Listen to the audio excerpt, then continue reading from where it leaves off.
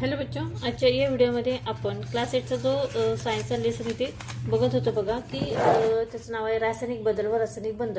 यामध्ये आजचा जो आपला टॉपिक आहे तो आहे रासायनिक बंध। रासायनिक बंधामध्ये आयनिक बंध आणि सहसंयुज बंध असे दोन टॉपिक इथे सांगितलेले आहेत। तर रासायनिक बंध म्हणजे काय की अणूचे अंतरंग या पाठात आपण मूलद्रव्याचे इलेक्ट्रॉन संरूपण व मूलद्रव्याचे संयोजन यातील संबंध पाहिला आणि राजवायू रासायनिक बंध तयार करत नाहीत व त्याचे इलेक्ट्रॉन म्हणजे अष्टक द्विक पूर्ण असते। या उलट इलेक्ट्रॉन अष्टक म्हणजे द्विक पूर्ण नसलेले अणू रासायनिक बंध तयार करतात। यामागचे कारण असे आहे की रासायनिक बंध तयार करताना अणू आणि त्यांच्या संयोजक इलेक्ट्रॉनचा उपयोग करतात। तसेच संयोजेच्या संख्ये इतके रासायनिक बंध तयार केल्यावर अणूला इलेक्ट्रॉन म्हणजे अष्टकाचे द्विकाचे संरूपण प्राप्त होते। इलेक्ट्रॉन अष्टक म्हणजे द्विक पूर्ण प्रकारच्या त्याच्या दोन प्रमुख पद्धती आहेत, ते आता आपण बघणार आहोत। पहिले आहे आयनिक बंध।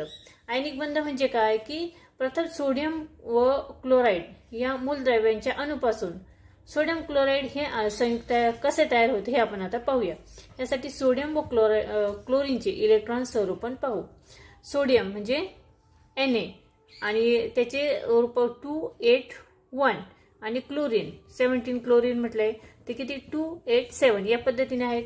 तर सोडियमच्या संयोजा कवचात एक इलेक्ट्रॉन असल्याने त्याची संयोजा 1 व क्लोरीनच्या संयोजा कवचात 7 इलेक्ट्रॉन म्हणजे अष्टकाला 1 कमी म्हणून क्लोरीनची संयोजा सुद्धा 1 हा संबंध आपण पाहिला।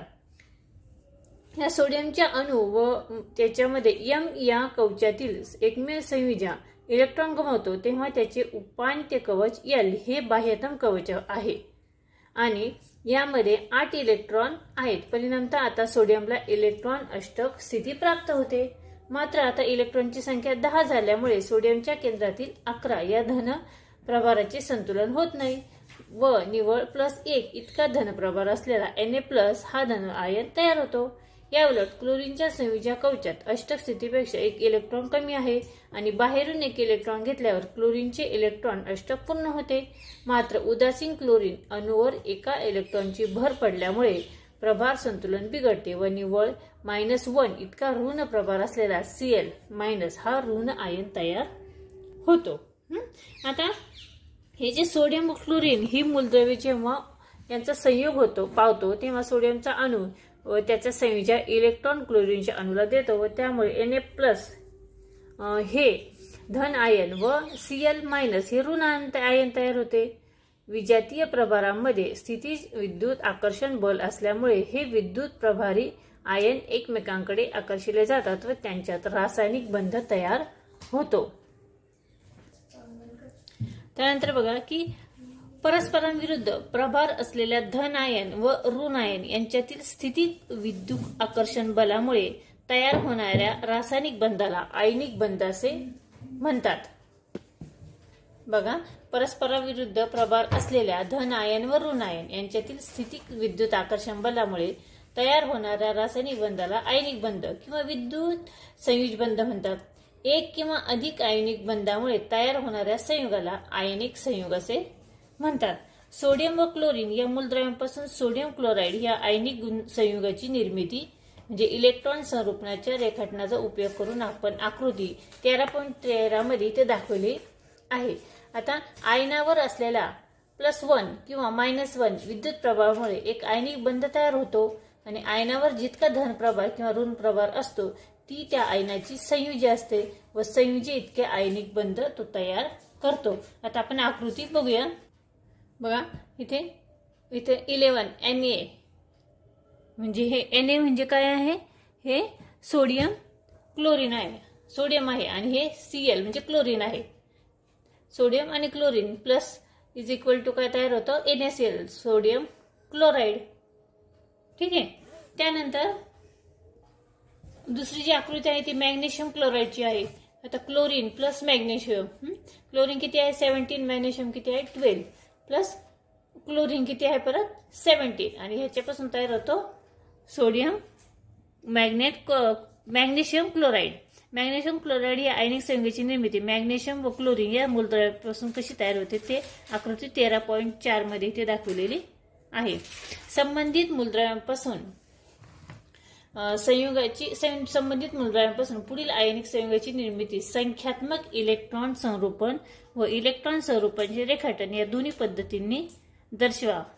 आता बघा 19K व F9F पासून K प्लस आणि F मायनस आणि दुसरी CA किती आहे 20 व 8O पासून CA2 प्लस O2 मायनस.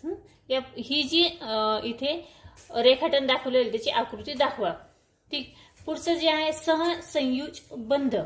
आता सहसंयुज बंध म्हणजे काय तर जेव्हा सारखे गुणधर्म असलेल्या मूलद्रव्यांच्या अणूंचा संयोग होतो तेव्हा साधारणपणे सहसंयुज बंध तयार होतो. ठीक आहे.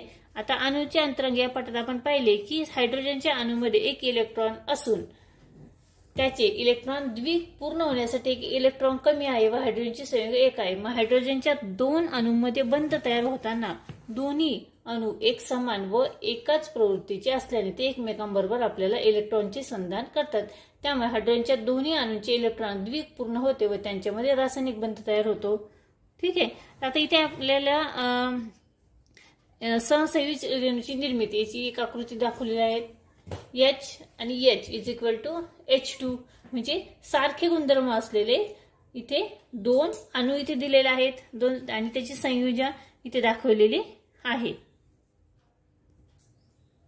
त्यानंतर खाली बघा की आता H2O या सहसंयुज संयुगाच्या रेणूची निर्मिती हायड्रोजन व ऑक्सिजन या अणूपासून कशी तयार होते ते आता आपण पाहूया. आकृती तर 13.6 आहे बघा. आकृती 13.6 आहे.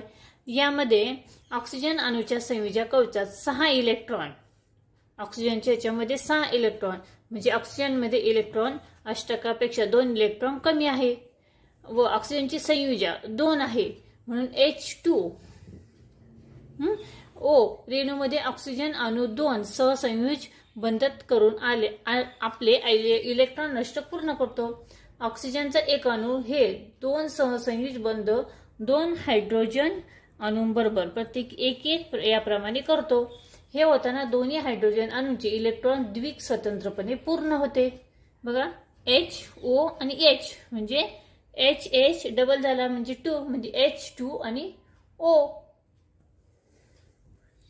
HCl या रेणूच्या H व Cl या घटक अणूमध्ये एक सहसंयुज बंध असतो. या माहितीचा वापर करून H व Cl अणूपासून HCl अणूची निर्मिती कशी होते हे इलेक्ट्रॉन संरूपणाच्या रेखाटनाने दाखवा असं सांगितले आहे. ठीक आहे. तर अशा पद्धतीने आपला हा 13 नंबरचा जो लेसन आहे तो आपला इथे संपलेला आहे. पूर्ण लेसन इथे झालेला आहे आणि 4 ते 5 व्हिडिओमध्ये आपण हा लेसन इथे बघितलेला आहे. त्या सर्व व्हिडिओची लिंक मी त्या डिस्क्रिप्शन बॉक्समध्ये देत आहे. तुम्ही जरूर बघा आणि त्यानंतर यावरील क्वेश्चन आन्सर्स देखील आपण बघणार आहोत. ठीक आहे. तर पुन्हा भेटूया पुढच्या व्हिडिओमध्ये. आपलं जे पुढचं लेसन आहे उष्णतेचे मापन व परिणाम हा लेसन आपण नेक्स्ट व्हिडिओमध्ये इथे बघणार आहोत.